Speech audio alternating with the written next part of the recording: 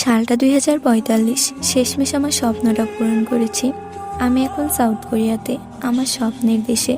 কিন্তু যাদের জন্য এখানে আসার জন্য এতটা মরিয়া ছিলাম, যাদের কথা ভেবে এত লড়েছি, আজ তারা আর আগের মতো নেই। সবাই এখন নিজেদের সংসার, নিজের জীবনের ব্যস্ততায় হারিয়ে গেছে। এসব ভাবতে ভাবতেই দেখি আমার সামনে একজন দাঁড়িয়ে আছে। পেছন ফিরে আমি অনেকক্ষণ তাকিয়ে রইলাম। হঠাৎ বুঝলাম সে আর কেউ নয়, যার জন্য আমি একসময় পাগল ছিলাম, যার জন্য কোরিয়া যাওয়ার জন্য মরিয়া হয়ে উঠেছিলাম। কিছুক্ষণ পর আরও 6 জন এসে দাঁড়ালো।